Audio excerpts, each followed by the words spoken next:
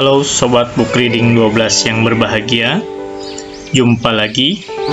Kita akan melanjutkan pembacaan buku kita, masih dengan buku Madrasah Ruhaniyah Berguru pada Ilahi di Bulan Suci karya Jalaluddin Rahmat. Pada episode kali ini kita akan membacakan bagian yang berjudul Kerendahan Hati. Bismillahirrahmanirrahim. Ada adab-adab dalam berdoa. Doa malam qadar yang indah yang tertulis pada halaman sebelum ini disampaikan dengan penuh kerendahan hati. Ironis bahwa doa itu sebetulnya bukan doa yang kita rekam dari rintihan para pendosa. Doa itu datang dari orang-orang suci. Mereka yang rebah di depan pintu Tuhan hanyalah orang yang sudah meruntuhkan seluruh kepongahannya. Orang yang paling saleh adalah orang yang merasakan dirinya paling berdosa. Orang yang paling berdosa adalah orang yang merasa dirinya paling saleh. Pada suatu hari, para sahabat memperbincangkan rekannya yang sangat saleh di hadapan Nabi Shallallahu Alaihi Wasallam. Nabi tidak memberikan komentar sedikit pun. Padahal ia adalah manusia yang senang memuji kebaikan orang, betapapun kecilnya. Tiba-tiba orang yang dibicarakan itu muncul. Mereka semua berkata, "Inilah orang yang kami bicarakan, wahai Rasulullah." Nabi yang mulia berkata, "Tetapi aku melihat bekas usapan setan di wajahnya." Orang itu mengucapkan salam, kemudian duduk di majelis Nabi.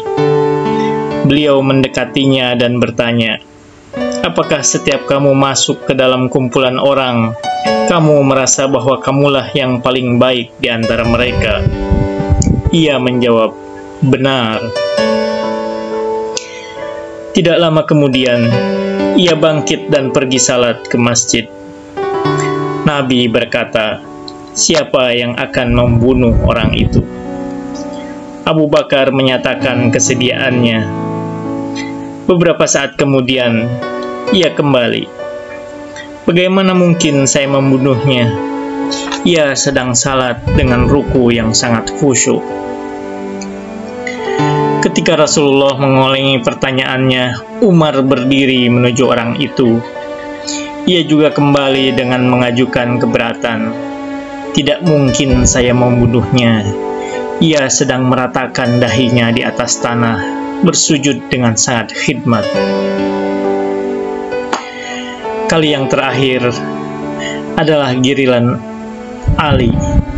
Ia bertekad untuk membunuhnya dalam keadaan apapun. Tetapi ia juga kembali, masih dengan pedang yang bersih. Ia melaporkan bahwa orang itu sudah tidak berada lagi di masjid. Nabi bersabda, "Jika kalian membunuh dia, umatku tidak akan terpecah setelah ini." Kisah ini yang diriwayatkan dalam Musnad Ahmad lebih merupakan parabel ketimbang dipahami dalam makna harfiahnya. Hadis ini tidak mengajarkan kepada kita untuk membunuh orang yang salat. Nabi mengajari umatnya untuk tidak mudah terpesona dengan tontonan kesalehan. Kamu tidak akan menjadi orang yang saleh selama dirimu merasa menjadi orang yang paling saleh. Kamu bukan orang yang benar selama kamu merasa menjadi orang yang paling benar. Keberagamaan bukan show bisnis. Keberagamaan bukan untuk membusungkan dada di hadapan orang banyak. Kesalehan yang sejati adalah kerendahan diri.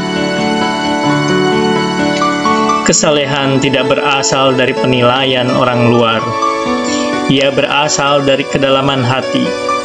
ia muncul sebagai perasaan betapa rendahnya ia dibandingkan dengan orang lain. Tuhan berfirman, "Bersujudlah dan dekatkan dirimu kepadaku." Quran Surat Al-Alaq ayat 19. Untuk menjelaskan firman Tuhan ini, Jalaluddin Rumi bercerita, Alkisah, pada tepian sebuah sungai terdapat dinding yang tinggi. Di atas benteng itu terbaring seseorang yang tengah menderita karena kehausan. Tembok itu menghalangi dia untuk mendapatkan air yang ia rindukan, seperti rindunya seekor ikan akan air lautan.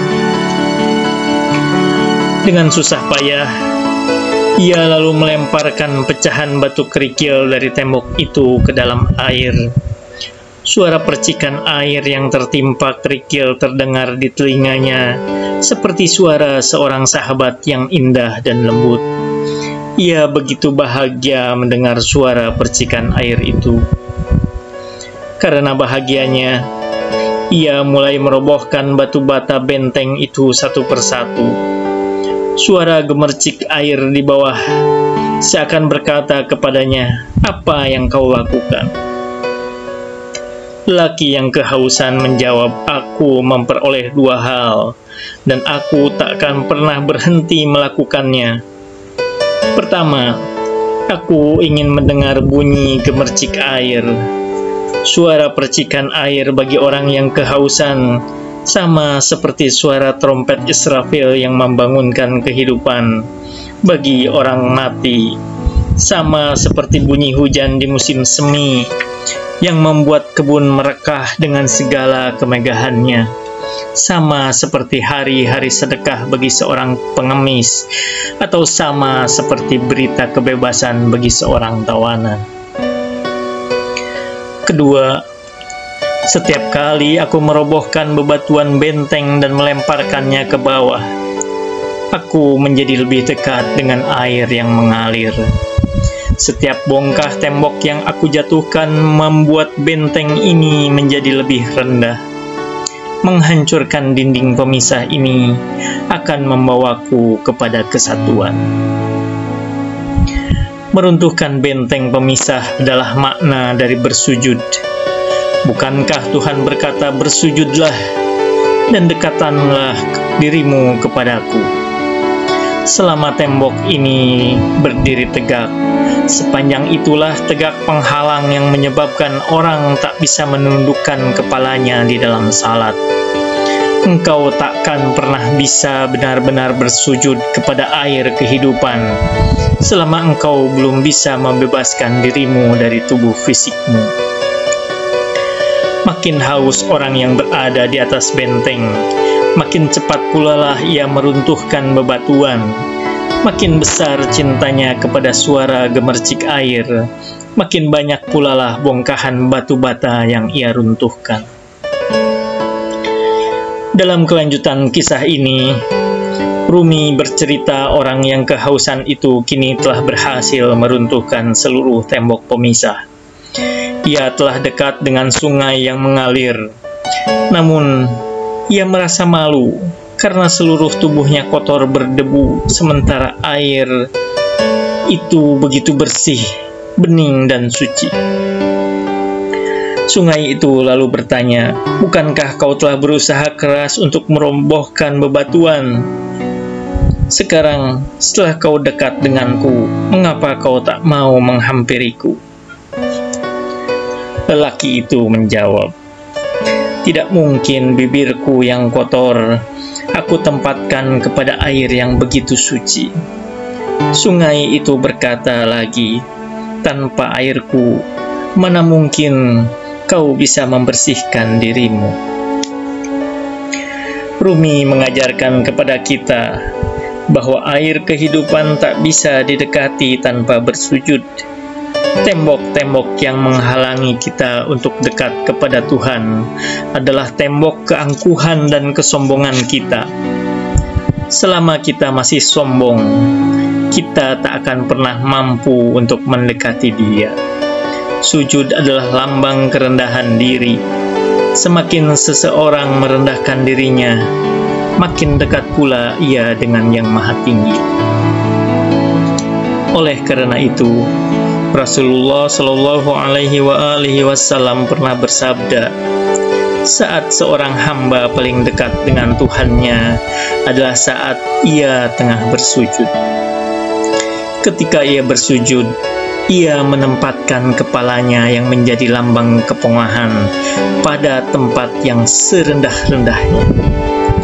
Bahkan dalam salat, kita disunahkan agar merebahkan kepala kita di atas tanah, yang dari situ kita diciptakan, dan ke tanah pula kita dikembalikan. Sujud adalah gambaran perendahan diri kita yang serendah-rendahnya, agar kita dekat dengan Allah Subhanahu wa Ta'ala. Selama kita masih membangun tembok keangkuhan, kita takkan pernah bisa mendekatinya. Rasulullah Shallallahu Alaihi Wasallam bersabda, tidak akan pernah bisa masuk surga orang yang memiliki perasaan takabur di dalam hatinya, walaupun sebesar debu saja. Para sufi tidak menggambarkan surga sebagai tempat yang dialiri sungai susu dan khamar, penuh dengan buah-buahan yang ranum dan para bidadari rupawan. Mereka menganggap gambaran seperti itu hanya perlambang saja. Menurut para sufi, hal yang paling indah dari surga adalah pertemuan dengan Allah Subhanahu wa Ta'ala, persatuan dengan Tuhan yang penuh kasih. Ini takkan pernah bisa dicapai apabila masih ada satu titik keangkuhan sebesar biji sawi pun. Akhirnya, yang mendapat Lailatul Qadar adalah para perintih pilu yang datang ke hadapan Tuhan dengan segala kehinaan dirinya.